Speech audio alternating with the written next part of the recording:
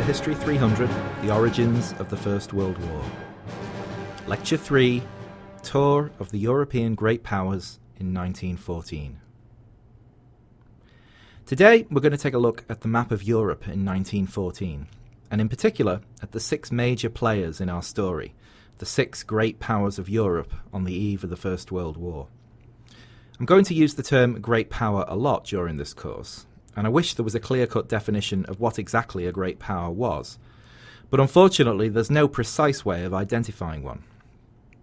But in the same way that Supreme Court Justice Potter Stewart knew what obscenity was when he saw it, even if he couldn't clearly define the term, everyone in 1914 knew what a great power was, even if they couldn't say exactly why.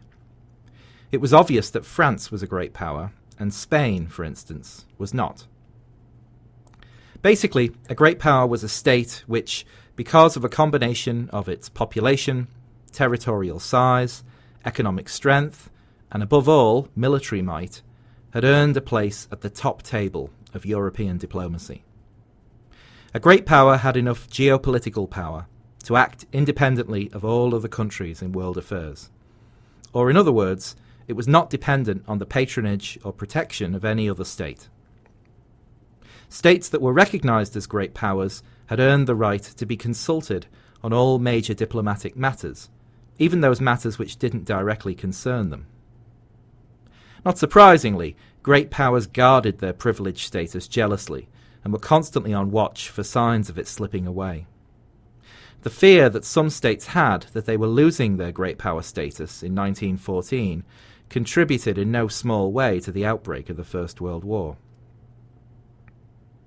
Before we begin with our European tour, I should mention that there were 2 non-European states, which were, at the very least, on the cusp of great power status in 1914, Japan and the United States.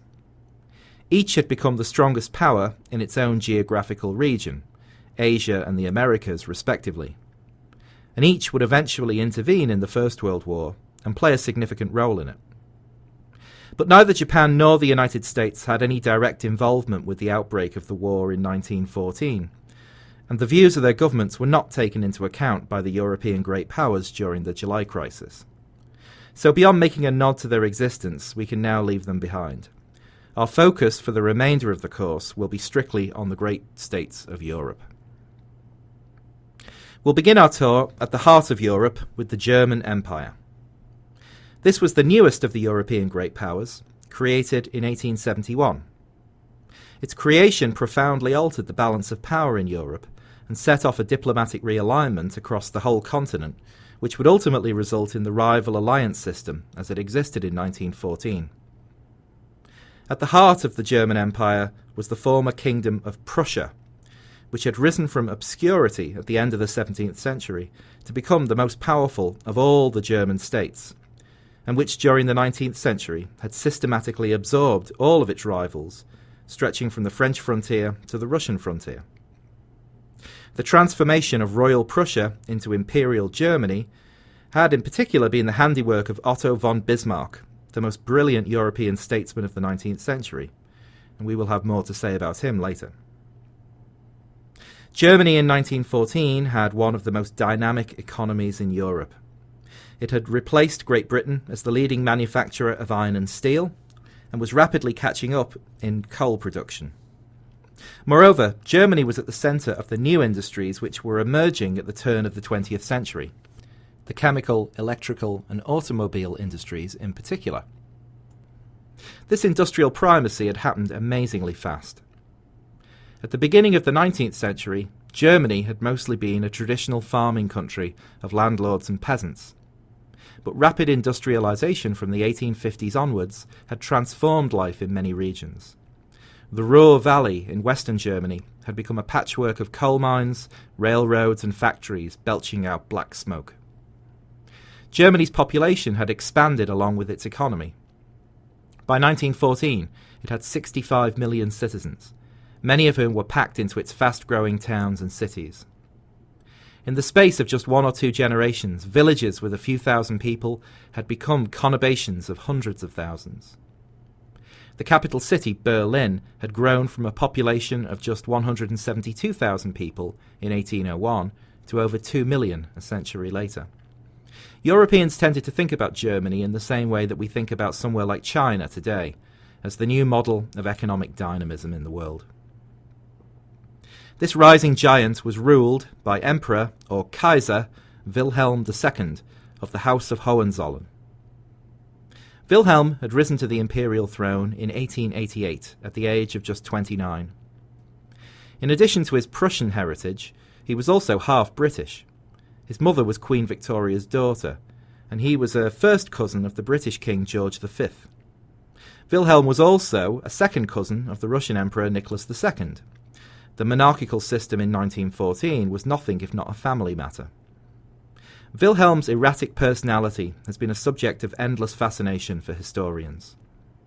The historian Thomas Nipperdey, for instance, has described him as gifted, with a quick understanding, sometimes brilliant, with a taste for the modern in technology, industry and science, but at the same time superficial, hasty, restless, unable to relax, without any deeper level of seriousness, without any desire for hard work or drive to see things through to the end, without any sense of sobriety, for balance and boundaries, or even for reality and real problems, uncontrollable and scarcely capable of learning from experience, desperate for applause and success.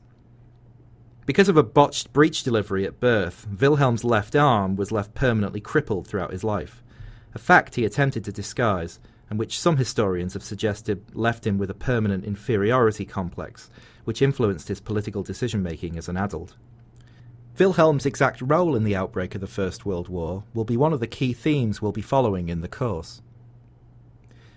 If Germany in 1914 was ruled by an erratic emperor, that may well have been appropriate, because it could be said that Germany itself was a highly erratic great power, an unstable mixture of the old and the new, the ancient and the modern.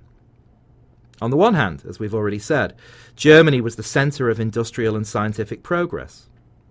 Before 1914, German citizens received more Nobel Prizes for science than the citizens of Great Britain, France, Russia and the USA combined. Its secondary education system was first class. Its universities were the models of modern academic research. Quantum mechanics and relativity theory, the central problems of modern physics, were identified for the first time in Imperial Germany. Germany's army was regarded as the best equipped and trained in Europe. Its social welfare system was probably the most sophisticated in the world in 1914. Yet at the same time, the German Empire was still dominated by a class of feudal aristocrats known as the Junkers, who monopolized most of the important functions of state. In theory, Germany had a parliament elected by universal male suffrage, but this parliament, the Reichstag, had little practical authority. Kaiser Wilhelm was the supreme warlord of the German Empire, and he appointed and dismissed his own chancellors, or prime ministers, regardless of the wishes of the Reichstag. The chiefs of the German army and navy reported directly to the Kaiser rather than to the chancellor. There was therefore no real civilian check on military power, and indeed no real coordination between the empire's soldiers and its diplomats. The military men made decisions independent of the civilian politicians, and vice versa. This lack of policy coordination would lead to a dangerous incoherence in Germany's behaviour during the July crisis.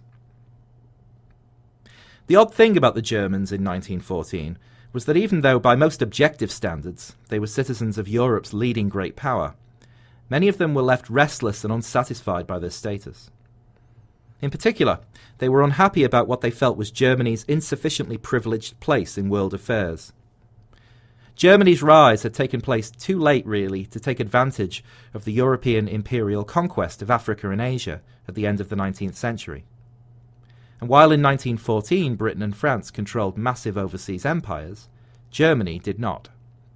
This frustrated many Germans, most of all their leader, Wilhelm II, and he had long insisted that Germany deserved what he called its place in the sun, meaning its rightful primacy in global politics. This obsession with global power, Weltmacht, encouraged the Germans to pursue several foreign policy adventures which, as we'll see, ultimately proved self-defeating. Okay, let's turn now to Germany's principal ally in 1914, the Austro-Hungarian Empire. This was the oldest empire in Europe, with its roots stretching back to the medieval Holy Roman emperors who had once dominated the centre of the continent. Its ruler in 1914 was the 83-year-old Emperor Franz Joseph of the House of Habsburg, who had been on the throne since 1848, and since the death of Britain's Queen Victoria in 1901 had been the senior monarch of Europe. If Germany's Wilhelm II was the spirit of youthful impetuosity, Franz Joseph seemed to represent everything that was stable and traditional in European affairs. He had been around on the diplomatic stage so long that no one could ever remember a time before him. Although you'll sometimes see Franz Joseph's empire described as Austria, in fact its name was the Austro-Hungarian Empire, and that hyphen in the middle of that name was more than just a point of punctuation, because in a very real sense Austria-Hungary was a hyphenated state. In 1867, in a process known as the Ausgleich, or compromise, it had formally split into two halves, the so-called Crown lands of Cisleithania, with their capital in Vienna, and the Kingdom of Hungary, with its capital in Budapest. Each half had its own parliament and government, and was responsible for its own domestic policy. The only federal institutions, based in Vienna, were a joint ministry of war, which was responsible for the army and navy, a joint ministry of finance, and a joint ministry of foreign affairs. Otherwise, the two halves of the empire very much got on with their own business, and treated one another almost as independent states. The important thing to note about this is that in order for the federal government in Vienna to make any important decision, it was vital to first get the approval of the Hungarian Prime Minister. As we'll see, this problem would be a major factor in the way the July crisis unfurled. The Ausgleich was not the only way in Franz Josef's empire was internally divided. By 1914, Austria-Hungary was unique in that it was the only European great power which was not a nation-state.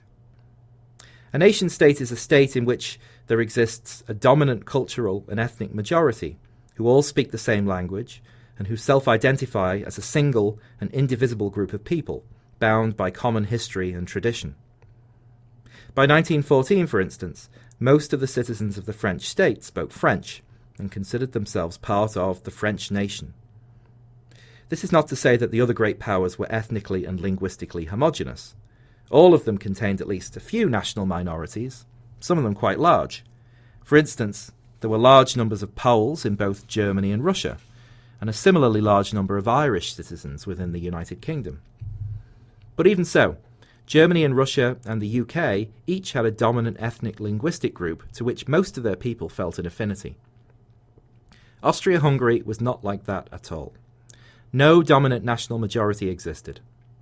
Emperor Franz Joseph and about 1/4 of his 50 million subjects spoke German as a first language, but 1 in 5 spoke Magyar or Hungarian and considered themselves to be Hungarian. Another 13% were Czech-speaking, and then there were the Poles, the Ruthenians, the Romanians, the Croats, the Slovaks, the Serbians, the Slovenes, and the Italians.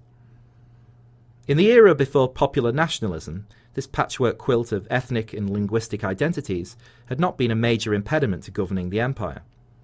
But by the turn of the 20th century, the rise of nationalist feeling across Europe meant that the different national minorities of Austria-Hungary could no longer find much to agree about. Imperial domestic politics, especially in the crown lands of Cisleithania, were paralysed by chaotic nationalist rivalry. Some ethnic minorities like the Czechs and Poles wanted greater regional autonomy within the empire. A few, like the Serbs, were even more ambitious and sought outright independence. All of Austria-Hungary's foreign affairs were shaped by its messy domestic politics. By 1914, then, it was hard to be very optimistic about the long-term future of the empire. Certainly, Vienna remained a vibrant centre of cultural and intellectual activity. On the eve of the First World War, figures like the painter Gustav Klimt and the composer Arnold Schoenberg were at the cutting edge of artistic and musical fashion, while Sigmund Freud was reclined on his analyst's couch inventing modern psychoanalysis. But Austria-Hungary, for all its charms, seemed to be on the wrong side of history. At one time the greatest of all the European great powers, it had visibly been in decline since the mid-19th century, and was now acting as the junior partner to its former rival Germany.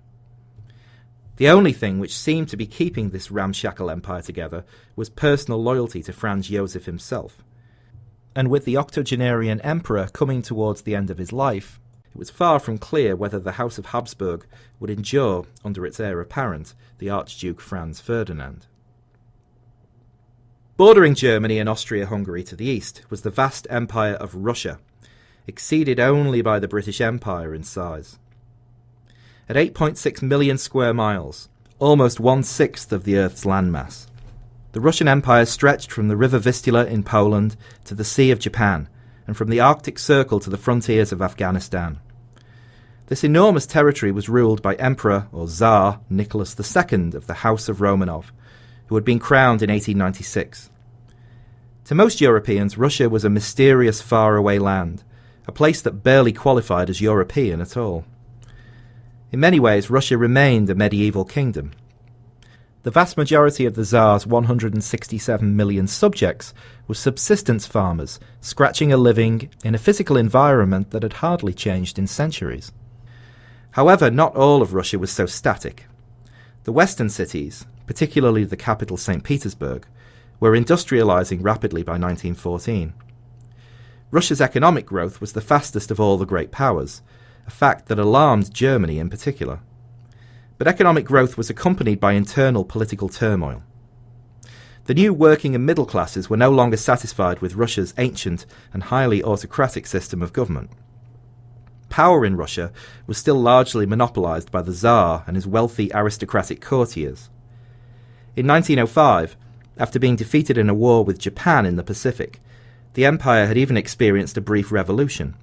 And although the Tsar had ultimately been able to re-establish control, he had been forced to grant a limited amount of power to a parliament called the Duma for the first time. Nicholas made little secret of his disdain for this institution, and by 1914 it was evident that the status quo could not be maintained forever. Either the forces of aristocratic reaction would roll back the reforms foisted on the Tsar in 1905, or else it was the radical modernizers who would prevail. Though what kind of government might emerge from a collapse of imperial power, no one could tell. To return westwards now, let's look briefly at the Kingdom of Italy. This, like Germany, was a new state, created in 1861 through an amalgamation of the many small states which had previously existed throughout the Italian peninsula. On the face of it, Italy was a very modern-looking state.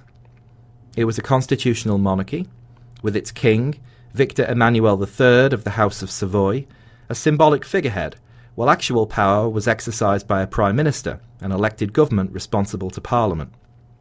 It also had an energetic foreign policy, and had managed to carve out for itself a small empire in the Mediterranean, conquering Libya and the Dodecanese Islands from the Turks. Beneath the constitutional veneer and the colonial pretensions, however, Italy remained economically backward and politically fragile. It was by far the weakest of the great powers in 1914. Although its population of 35 million was almost as large as France, it was much poorer than its neighbour to the northwest. Apart from a few areas in the north, the whole of the country remained pre-industrial, and vast disparities of wealth existed in the countryside between the mass of poor and illiterate peasants and the wealthy feudal landlords. Italian politics was dominated by corruption, fraud, and the frequent suspension of civil liberties. The country had joined the so-called Triple Alliance with Germany and Austria-Hungary in 1882, but by 1914 it had clearly lost any enthusiasm for this arrangement, and the Italian government made little secret of the fact that it would renege on its treaty obligations at the first opportunity, something which, sure enough, it did in August 1914. Let's now look at the Republic of France, the only one of the European great powers to be a republic in 1914. Indeed, the only republic in Europe at all, apart from Portugal and Switzerland. France on the eve of the First World War still basked in its reputation as the centre of European art and culture. The French language remained the lingua franca of international diplomacy. But despite this cultural primacy, France's position in the European balance of power was not a strong one in 1914. Its population had been in relative decline since the beginning of the 19th century. In 1850, its population of 35 million had made it the most populous state in Europe, west of Russia. But by 1914, this had only risen to 39 million, a rate of growth of 11% over 60 years, which was tiny by European standards at the time. France's power position had been especially affected by the creation of the German Empire in 1871. Defeat in war that year had forced France to hand over to this new German state its easternmost provinces of Alsace and Lorraine, a concession that continued to anger many French men and women, even 40 years later. To some extent, the French Republic had sought to compensate for its military defeat to the Germans by conquering a large colonial empire in Africa and Southeast Asia. But vast swathes of mostly uninhabited desert could do little to compensate for France's clear economic and military inferiority to Germany. The French had, however, achieved a major diplomatic coup in 1893 by allying themselves with Russia, and they hoped that by outflanking Germany in this way, they could guarantee their own security should war break out again in Europe. Lastly, we come to the United Kingdom of Great Britain and Ireland. These two islands off the northwest coast of the European continent were merely the centre of an enormous global empire of 11.4 million square miles and 410 million people in 1914, the greatest the world had ever known. King George V was not only King of England, Scotland and Ireland, but also Emperor of India and ruler over the British Dominion territories of Canada, Australia, New Zealand and South Africa. Britain was the birthplace of the Industrial Revolution, and although by 1914 it was losing its former economic primacy to Germany and the United States, it remained by far the richest country in the world and the greatest trading nation, with the largest merchant marine fleet and the most powerful navy. Somewhat paradoxically, despite their vast empire, acquired mostly through military conquest, the British also regarded themselves as the most liberal and freedom-loving people in the world, and the Imperial Assembly in London as the model for all parliaments. In terms of their relationship with the other continental peoples, traditionally the British had always had strong ties with the Germans, with whom they believed they shared many cultural, ethnic and religious associations. The ruling British royal house of Saxe-Coburg-Gotha was self-evidently German in its origins. But in the 2 decades preceding 1914, relations between London and Berlin had come under strain, and the British government had begun drawing closer to France and Russia, its old colonial rivals. On the eve of the First World War, the British still had no permanent alliances with any of the European powers, however, and it was unclear what position Britain might take if a war was to break out on the continent, particularly as the government was distracted in the summer of 1914 by a political crisis which had broken out in Ireland. Okay, that brief tour gives us a broad overview of the people and places we'll be talking about in the weeks to come. Before we move on, however, we also need to take a particular look at the situation in southeastern Europe on the eve of the First World War, because it's in that region, the Balkans, in which the crisis of July 1914 will begin. See you then.